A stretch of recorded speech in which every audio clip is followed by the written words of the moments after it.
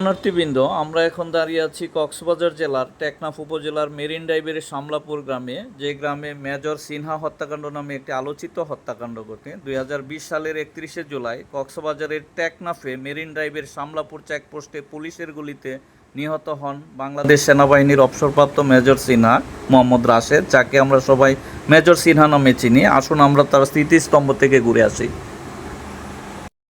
Dear viewers, আমরা এখন দাঁড়িয়ে আছি কক্সবাজার জেলার টেকনাফ উপজেলার বাহারছড়া ইউনিয়নের শাপলাপুর গ্রামে, যে গ্রামে কয়েক বছর আগে বাংলাদেশ সেনাবাহিনীর একজন অবসরপ্রাপ্ত সিনিয়র অফিসার মেজর সিনহাকে নির্মমভাবে হত্যা করেছিল, যিনি কিনা রাতের অন্ধকারে মাদক চোরাচালানি কারবারিদের বিরুদ্ধে আন্দোলন করেছিলেন, যিনি চেয়েছিলেন বাংলাদেশকে মাদক মুক্ত করতে।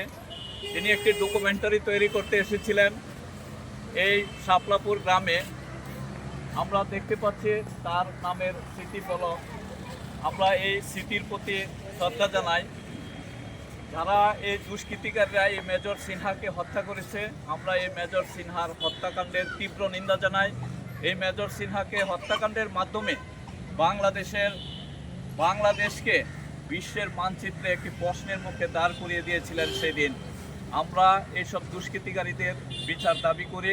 আমি মেজর সিনহার কোনো আত্মীয় না, আমি একজন বাংলাদেশের একজন সাধারণ নাগরিক হিসাবে এই মেজর সিনহার হত্যাকাণ্ডের বিচার এই বাংলার মাটিতে যাতে অতি তাড়াতাড়ি হয়, বাংলাদেশের মানুষ যাতে ভবিষ্যতে আর কোনো নিরপরাধ নিরীহ মেধাবী মানুষকে এইসব দুষ্কৃতিকারীদের হাতে জীবন উৎসর্গ করতে না হয়, সেই প্রত্যাশা রেখে বাংলাদেশের ভবিষ্যৎ প্রজন্ম যাতে সুন্দরভাবে বেঁচে থাকার পরিবেশ পায়, সেই প্রত্যাশা রেখে আমি আজকে মেজর সিনহার স্মৃতির প্রতি শ্রদ্ধা জানিয়ে আমি আমার আজকের এই উপস্থাপনা এখানেই শেষ করছি।